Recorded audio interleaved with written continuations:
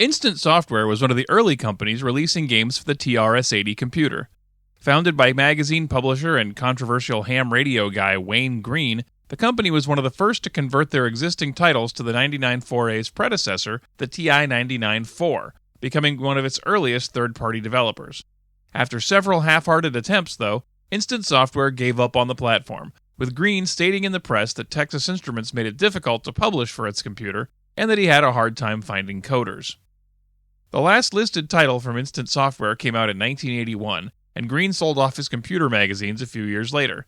His other interests, including running for vice president in the New Hampshire primary, cold fusion, raw food diets, and attacking the American healthcare system, likely distracted him. He passed away in 2013 at the age of 91. Instant Software's legacy on the TI consists of two rather primitive basic games, Airmail Pilot and Santa Paravia and Fiumaccio. Of the two, Airline Pilot looks like the more promising when you fire it up. The little newspaper intro was pretty humorous, and the plane graphic looks cool. But there's not really a lot of indication of what you're actually supposed to do. If you crash and the game restarts, you end up on the runway in Columbus. It took me quite a few attempts to realize that once you take off, by just kind of going straight up, the runway disappearing is supposed to indicate that you're moving forward. You have to watch your altitude because the plane will keep going upward on its own, which I think has something to do with drafts. Eventually, as your fuel is running out, you'll see the runway for your next stop appear, and you gotta get over to it and down low enough before you run out of fuel, and then you can more or less glide in, I guess.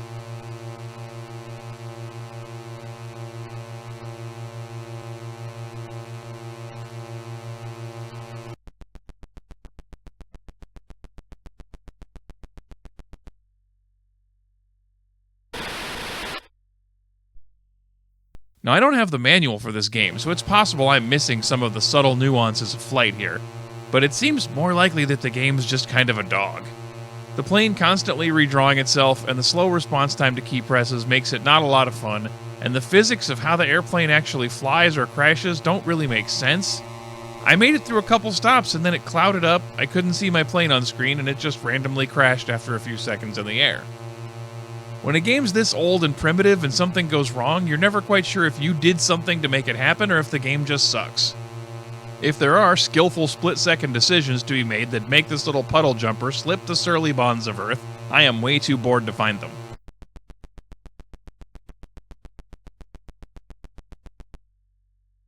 File this one as another original tape game I'm glad to own and archive, but I'm not too eager to log a lot of flight hours with.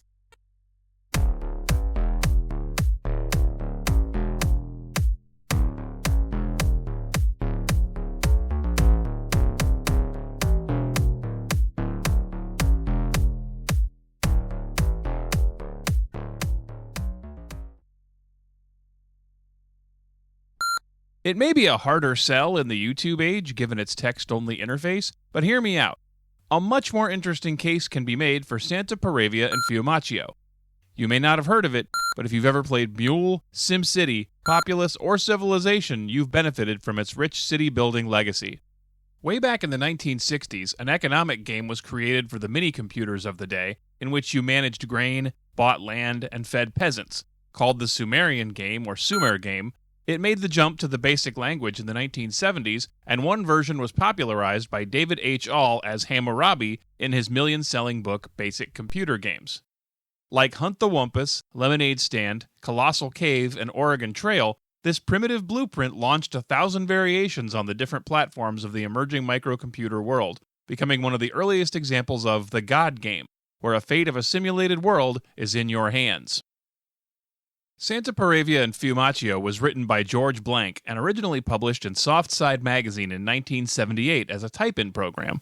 Instant Software released versions for the Commodore PET, Apple II, TRS-80, and the 99.4A. SP&F added levels of strategy to the Hammurabi concept, including the building of churches and marketplaces, the impressment of serfs as soldiers, and building a wool industry to employ still more peasants and generate revenue. Both of the principalities in question are Italian city-states. In a multiplayer game, the goal is to be the first to rise up in rank from Sir to Baron to Count, Marquis, Duke, Grand Duke, Prince, and finally King. And in a depressing nod to realism, the game sometimes randomly kills you off at the start of a new year because lifespans in the 1400s were not great. SP&F is one of the first games I've seen to include female equivalents on all those rankings, from Lady to Baroness all the way up to Queen. This may have had something to do with the game's roots as a classroom tool, or maybe George Blank was just a little more progressive than the average dude coder of 1978. And this wasn't just an empty gesture. Given how little memory these computers had, any byte expended on something like that was a conscious choice that led to the exclusion of other features. Of course, all the typical hallmarks of the Hammurabi game are there as well. Growing grain, feeding the populace, watching helplessly as rats eat and spoil what you set aside from last year's harvest. Now, if you've seen any of the other versions of this game, you may be disappointed by one thing right off the bat. This one has no graphics. I mean, none at all. It is text all the way down. The most exciting thing that happens visually is that the screen changes colors when you're comparing the two city-states assets. That's it.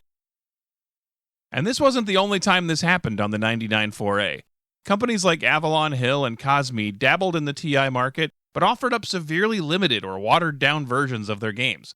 If you've ever played Aztec Challenge on a Commodore 64 and then seen the TI version, you'll have a hard time believing they're even the same game. And Avalon Hill's Galaxy, while fairly cool, is missing an entire chunk of the game's main mechanic that they just didn't include in our version. Don't worry, I plan to air those grievances in a future episode.